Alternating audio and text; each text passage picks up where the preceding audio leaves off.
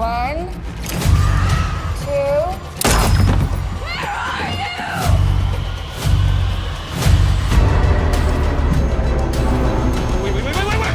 You want it? Reset the clock. Your clock will kick out. Out of time. Working clock. Step into the shadows with 10 scary hidden horror gems you can stream right now. From pulse-pounding scares to twisted tales of terror, these chilling pics will crawl into your mind and stay there. Number 10, The Girl Who Got Away. I don't think you understand what happened here.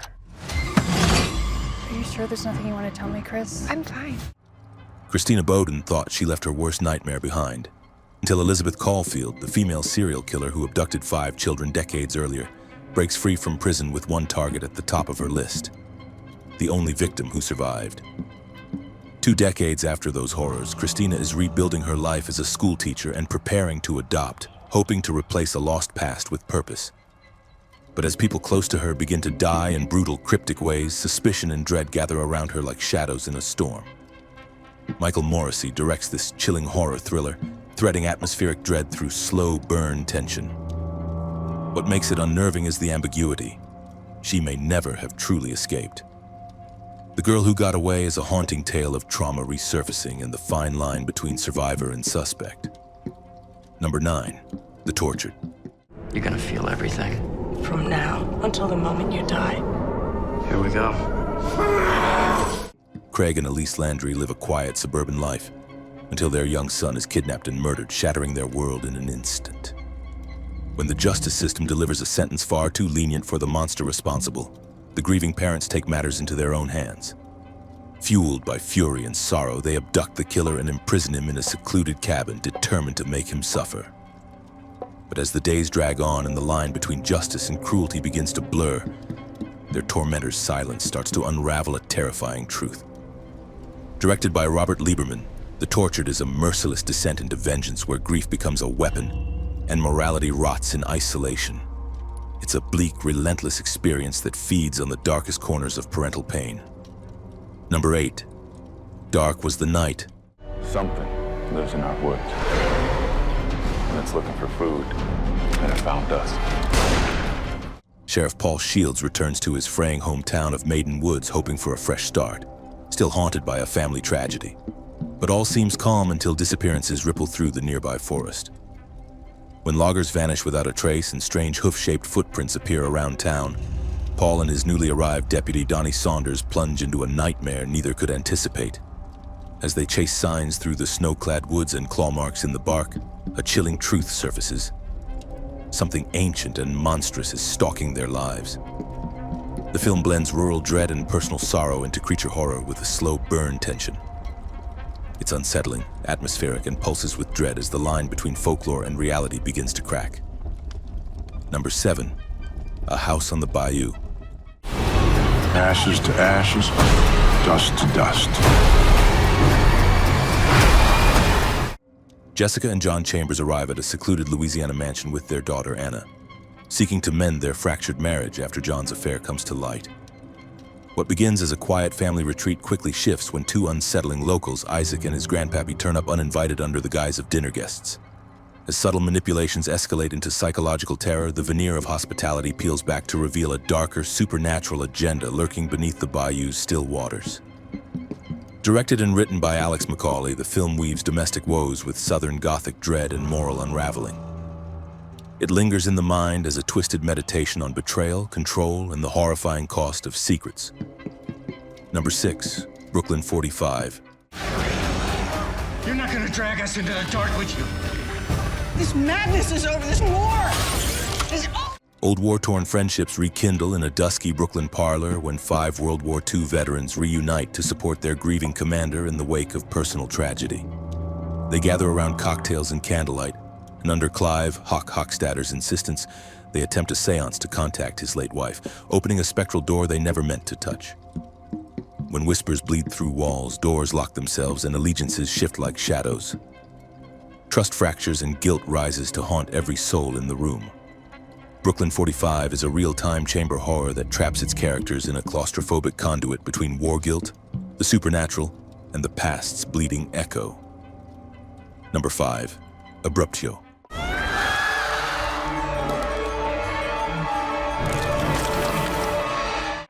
Les Hackle is a disillusioned everyman stuck in a dead-end job, living with nagging expectations and nursing heartbreak, until one morning he awakens to find a bomb surgically implanted at the base of his neck, forcing him into a grotesque game of obedience and survival. Blackmailed with cryptic demands and haunted by violent missions he never consented to, Les scrambles through a macabre maze of dark conspiracies, surreal betrayals, and uncanny allies. Abrubtio achieves a twisted fusion of horror, sci-fi, and puppetry, animating human dread through lifelike dolls and visceral conspiratorial terror. What sets it apart is how it makes the inhuman uncanny, the forced acts, the contorted puppets, the uneasy blurring of autonomy and control, into a visceral psychological nightmare. Number 4, Dust Devil.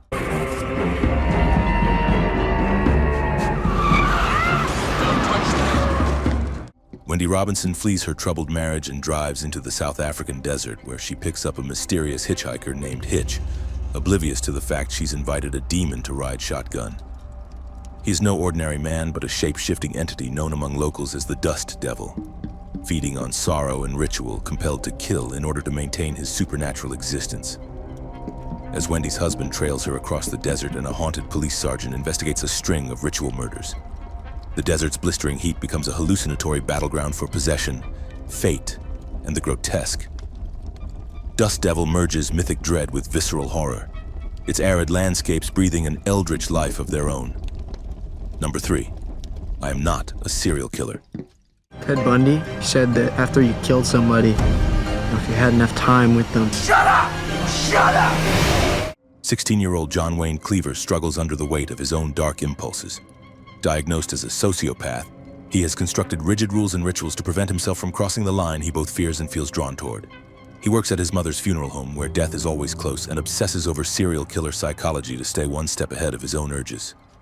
When a string of bizarre murders rocks his quiet Midwestern town, victims missing organs, strange oil slicks, and inexplicable transformations, John realizes that a supernatural predator may be at work. As he edges closer to the truth, he must reconcile his desire for control with the chaos he hunts. The film blends coming-of-age horror lore and moral paradox into a chilling character study where the monster next door may be more human than imagined. Number 2, Kidnapped.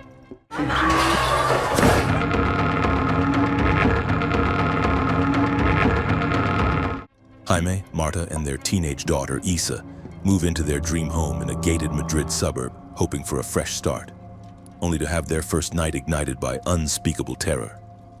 3 masked intruders burst through windows and doors, turning every corner of the house into a battleground of fear. The leader drags Jaime away under threat of violence, forcing him to withdraw money while Marta and Isa remain trapped with the remaining assailants. As lines blur between predator and prey, desperation fuels resistance and danger spirals beyond control. Kidnapped is a ruthless home invasion nightmare filmed in long, unbroken takes that leave you trapped in every corridor of dread. It's a brutal, unrelenting descent into a family's worst hour, where sanctuary fractures and survival becomes the only instinct. Number 1, Dream Home.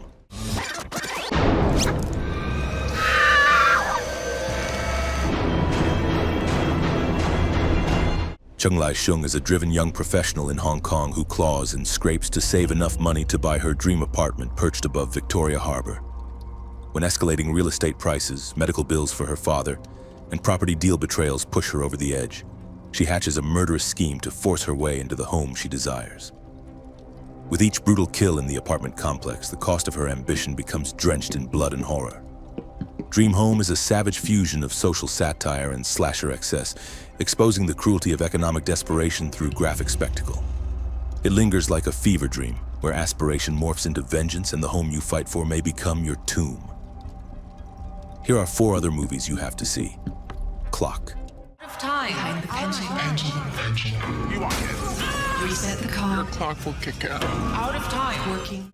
Ella, pressured by society and family to have children, enrolls in a clinical trial to correct her biological clock. But the treatment triggers disturbing hallucinations and physical horrors, unraveling her sanity and autonomy in terrifying ways. What begins as a medical fix spirals into a body horror nightmare of forced conformity. Malum. We pray in the temple of the low god. Wait. Officer Jessica Lauren volunteers for the last shift at a soon-to-be shuttered police station, once the site of a mass cult suicide. As the night unfolds, she's tormented by sinister visions and a deepening connection to her father's violent past. Trapped between reality and the occult, Jessica faces a legacy soaked in blood. Leave. I feel like something wants me to leave.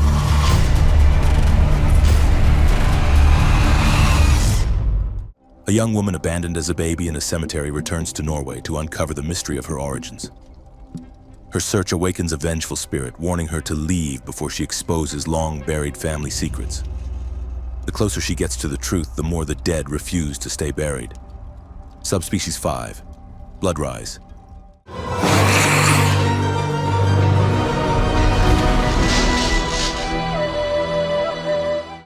In this gothic prequel, Radu is a Dhampir knight betrayed by his order and seduced by vampiric power.